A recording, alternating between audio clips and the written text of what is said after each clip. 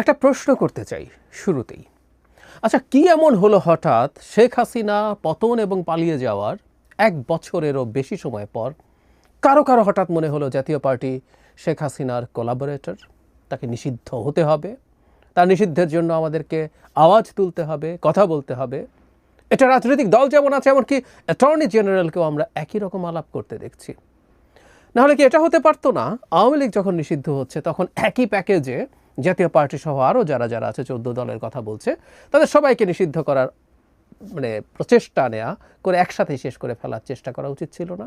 কেন হয়নি? হঠাৎ করে কেন কিছু মানুষের এটা মনে হতে শুরু করলো? এবং জাতীয় পার্টিকে নিষিদ্ধ করার যে দাবি, সেটাকে কেন্দ্র করে দেশে একটা নৈরাজ্যকর পরিস্থিতি তৈরি করা হচ্ছে পরিকল্পিতভাবে। এবং সামনের দিনগুলোতে এই ব্যাপারটা নানা দিকে নানাভাবে ডাইমেনশন তৈরি করতে পারে। আমি সেটা নিয়ে একটু কথা বলতে চাই। এবং আমরা খেয়াল করব, গতকালই খুবই ভয়ঙ্কর একটা ঘটনা ঘটেছে ঢাকার কেন্দ্রীয় কার্যালয় জাতীয় পার্টির, সেখানে ভাঙচুর, অগ্নিসংযোগ হয়েছে। আমি এটাকে ভয়ঙ্কর ঘটনা হিসেবেই দেখতে চাই এবং খুব স্ট্রংলি কনডেম করি। শুধু তাই না, আমরা এর আগেও নিউজ দেখলাম যখন জাতীয় পার্টির নিষিদ্ধতাকে কেন্দ্র করে নুরুল হক নূর আহত হলেন, দেশের বিভিন্ন জায়গায় মিছিল হয়েছে, প্রতিবাদ মিছিল, এবং বেশ কয়েকটা জায়গায় জাতীয় পার্টির কার্যালয়ে ভাঙচুর, অগ্নিসংযোগ করা হয়েছে অন্যান্য জায়গায়। অথচ কথা ছিল এসব জায়গায় সরকারি নিরাপত্তা বাড়বে, কারণ এগুলো ঝুঁকির মধ্যে ছিল। এটা খুব সহজ অঙ্ক বলে। তারপর তো গতকাল কেন্দ্রীয় কার্যালয়ে লোকজন গিয়ে সেখানে ভাঙচুর করেছে, অগ্নিসংযোগ করেছে। আমরা আগের দিন আইএসপিআরের যে স্টেটমেন্ট ছিল নুরুল হক নূরের আহত হওয়া নিয়ে, সেখানে বলা হয়েছিল তারা সরকারি সিদ্ধান্ত, মবের ব্যাপারে তারা কঠোর পদক্ষেপ নিচ্ছেন। কিন্তু এখন আমি যদি প্রশ্ন করি, গতকালের পরশুর ঘটনার পর গতকাল জাতীয় পার্টির অফিসের নিরাপত্তা কয়েক গুণ বাড়ানোর কথা ছিল, উচিত ছিল, করা হয়নি। ভাঙচুর হলো, অগ্নিসংযোগ হলো। আপনারা অনেকে আমাকে বকাঝকা করতে পারেন, গালিগালাজও করতে পারেন, কিন্তু আমি আবারও বলি, স্পষ্টভাবে বলি, জাতীয় পার্টির অফিসে ভাঙচুর, অগ্নিসংযোগ, সেটা ঢাকার বাইরে বা ঢাকায় যাই হোক না কেন, এটা গর্হিত কাজ হয়েছে। যতদিন পর্যন্ত জাতীয় পার্টি নিষিদ্ধ সংগঠন হবে না, ততদিন পর্যন্ত তার কর্মকাণ্ড চলবে। এমনকি নিষিদ্ধ হলেও, যদি নিষিদ্ধ হয়, কাগজে কলমে বলছি, তার অফিসে গিয়ে ভাঙচুর, অগ্নিসংযোগ করা যাবে না। দীর্ঘদিন থেকে বলছি কথাগুলো, যে একটা রাষ্ট্র আইন দিয়ে চলবে, আইন ভেঙে কেউ চলবে না। আমরা শেখ হাসিনার সময় যে মগের মুল্লুক বলতাম, মগের মুল্লুক কেন বলতাম? কারণ মগের মুল্লুকে আসলে আইন, ব্যবস্থা, বিধি এগুলো কাজ করে না। ওখানে যা শক্তি আছে, যতটুকু শক্তি আছে, সেই শক্তি দিয়েই সে কাজ করে এবং সেই শক্তিই প্রধান হয়ে দাঁড়ায়। ওই জন্য এটা মগের মুল্লুক। ঠিক একইভাবে এখন জাতীয় পার্টি ভালো লাগছে না আমাদের, না লাগার যৌক্তিক কারণ আছে। এবং আমি প্রায় একটা কথা বলি, জাতীয় পার্টিকে শেখ হাসিনার সবচেয়ে বড় কোলাবোরেটর হিসাবে আমি নিজেও মনে করি। কিন্তু তাকে নিষিদ্ধ করা হবে কি না, নিষিদ্ধ কিভাবে হবে, নিষিদ্ধ হওয়ার আগে আমরা যা যা করছি, ইভেন নুরুল হক নূরদের পার্টি গণ অধিকার পরিষদ সেখানে মিছিল করে যে প্রভোগ করেছে, সেটারও বিরোধিতা করি। ঠিক একইভাবে এই ভাঙচুরের তো বটেই, আমরা কেউ এই কাজ করতে পারি না, কিন্তু করা হলো, করতে দেয়া হলো, নানানভাবে আমরা ইন্টারপ্রিট করতে পারি, এবং এগুলো প্রত্যেকটা পরিকল্পিত অ্যানার্কির পার্ট। শিওর কখন ঘটলো আসলে ব্যাপারটা আমরা খেয়াল করব। জাতীয় পার্টিকে 48 ঘন্টার আলটিমেটাম দিয়েছে নিষিদ্ধ করার জন্য গণ অধিকার পরিষদ, এবং ইন্টারেস্টিংলি জামায়াতে ইসলামীর নায়েবে আমিরও এই দাবির সাথে এখন একাত্মতা প্রকাশ করছেন, জামায়াত করছেন। এবং আমি ব্যক্তিগতভাবে মনে করি এই দাবিটার পেছনে প্রধানত জামায়াত, এবং এটা নিয়ে আমার যে ফোরকাস্টিং সেটা অনেক 3 মাস আগের। এটা জামায়াত এবং এনসিপি মূলত চাই, বিশেষ করে জামায়াত তো চাইবেই, এটা কেন আমি বহুবার বলেছি। এখানে একটা ইন্টারেস্টিং নিউজের দিকে আপনাদের দৃষ্টি আকর্ষণ করব। সমকালের এই রিপোর্টটা করেছেন রাজীব আহমদ। আমি রাজীবের সম্পর্কে জেনে বলছি, তিনি খুবই উঁচু মানের রিপোর্ট করেন। শুধু রিপোর্ট না, তিনি তার পলিটিক্যাল চিন্তা এবং অ্যানালিসিস অসাধারণ। সো রাজীবের রিপোর্ট এটা, এই কারণে সমকালকে আমরা রিলাই করি, কিন্তু রাজীবের রিপোর্ট বলে এটাকে আমরা বেশি রিলাই করব। এখানে বলা হচ্ছে বিএনপি ও জামায়াত মিলে একটা সমঝোতা বৈঠকের চেষ্টা করেছিল জুলাই সনদ নিয়ে মতভিন্নতা কমানোর জন্য, সেটা শেষ পর্যন্ত ফলপ্রসূ হয়নি।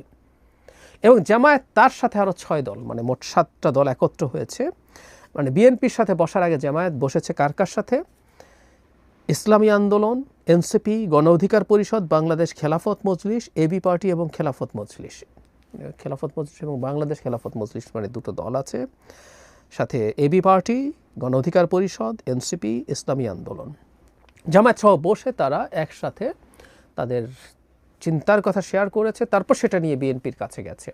এবং এটা যে শুধু জুলাই সনদ নিয়ে আলাপ হয়েছে আমার কাছে তাও মনে হয় না। জুলাই সনদ হয়তো একটা সামনে রাখা ব্যাপার, কিন্তু নির্বাচন কেমন হবে সেটা ভাগাভাগি কেমন হবে। কারণ আমি একটা আলাপ শুনি, অনেকেই করেন, সেটা হচ্ছে বিএনপি যেহেতু একটা জাতীয় সরকার করবে বলছে, সে যখন সরকার গঠন করবে তাতে বিভিন্ন দলের লোকজনকে মন্ত্রী হিসেবে নেবে, তাই যদি হয় তাহলে একটা জাতীয় সংসদ কেন হচ্ছে না, মানে সব দলকে ছেড়ে টেড়ে বিএনপি, ইভেন সংখ্যাটা বলাও হয় 200-র নিচে থেকে বাকি 100 সিট বিভিন্ন দলকে, জামায়াত, এনসিপি, ইসলামী আন্দোলন সহ আরও যারা যারা আছে তাদেরকে দিয়ে বিএনপি এবং তার জোট সঙ্গীরা 200-র নিচে থাকবেন, যাতে তারা সংবিধান সংশোধন টাইপের কাজ করতে না পারেন, এই ধরনের একটা আলাপ আছে।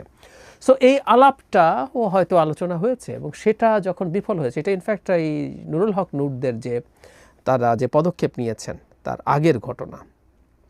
আগের ঘটনা যদি হয়ে থাকে তাহলে আমরা বুঝতে পারবো যে এর সাথে এখন জাতীয় পার্টির ব্যাপারে কেন, ওই যে বললাম হঠাৎ করে কেন মনে হলো জাতীয় পার্টি তো অপরাধী, হঠাৎ করে কেন মনে হলো, কারণ হচ্ছে এটা এখন যদি তারা বিএনপির ওপরে চাপ তৈরি করতে, বহুদিন থেকে বলছি বিএনপির ওপরে চাপ তৈরি করাটাই এখন যদি প্রধান হয়ে ওঠে, অথবা নির্বাচন যদি তারা বানচালি করে ফেলতে চায়, দুটোর একটা, দুটো অপশানই দুটোই আছে। ইনফ্যাক্ট বিএনপির উপরে চাপ তৈরি করা যাতে বিএনপি তাদের এসে জুলাই সনদ হোক বা তাদের সাথে সিট ভাগাভাগি, আসলে জুলাই সনদ টনদ আমি খুবই মনে করি জামাত যদি দেখে বিএনপির সাথে আন্ডারস্ট্যান্ডিং করে মোটামুটি সম্মানজনক একটা সিট তারা পেতে পারে, এনসিপি যদি মনে করে, ইসলামী আন্দোলন যদি মনে করে এসব ওই সংস্কার বিচার হইতে হবে, আইনশৃঙ্খলা ভালো না, লোয়ার হাউসের প্রপোর্শনাল রিপ্রেজেন্টেশন, এসব সব ঝামেলা চুকে যাবে, কোনো সন্দেহ নাই। তো জাতীয় পার্টিকে নিষিদ্ধ করতে হবে এবং নিষিদ্ধ করার জন্য তাদের যে যাবতীয় কর্মকাণ্ড সেটা গণ অধিকার পরিষদ সেই কাজে নেমেছেন, তাদের সাথে আলোচনা সাপেক্ষে এটা মনে করার যথেষ্ট কারণ আছে। এবং এই ঘটনা ঘটার পরই দেখলাম ওই যে জামায়াত ইসলামী এখন আনুষ্ঠানিকভাবে এই ব্যাপারে তাদের মতামত জানিয়েছে যে তারাও নিষিদ্ধতা চায়। আর যদি বিএনপি অ্যাগ্রি না করে তাহলে নির্বাচন হতে দেওয়া হবে না, কারণ এটা ফ্যাক্ট যে দলগুলোর নাম পড়লাম এরা যদি নির্বাচনে না যায় তাহলে এর মধ্যে ছোটো দল আছে কিন্তু তাদের কিছু সিগনিফিক্যান্ট নেতা থাকার কারণে এই দলগুলো মানুষের সামনে পরিচিত। সো তারা যদি না যান, ওই যে বলছি বারবার, বিএনপি এবং তার সাথে অ্যালাইন্ড রাজনৈতিক দলগুলো ছাড়া আর কেউ মাঠে থাকে না, সে তাহলে যেটা দাঁড়াবে সেটা হলো নির্বাচন তখন হবে কিনা আদৌ এই প্রশ্ন এসে হাজির হবে। কারণ তখন কিভাবে নির্বাচন হবে, জাতীয় পার্টিকে নিষিদ্ধ করার মাধ্যমে সেই পথটা তারা করে রাখছে। সুতরাং দেশকে পরিকল্পিতভাবে একটা অ্যানার্কির দিকে নিয়ে যাওয়া হচ্ছে। এবং আমি প্রায় একটা কথা বলি, আবারও বলছি, ডক্টর ইউনূসের সরকারের চাইতে একটা নির্বাচিত সরকার ইন্ডিয়া বা আওয়ামী লীগ প্রেফার করে, এটা সত্য, এটা ভুল না।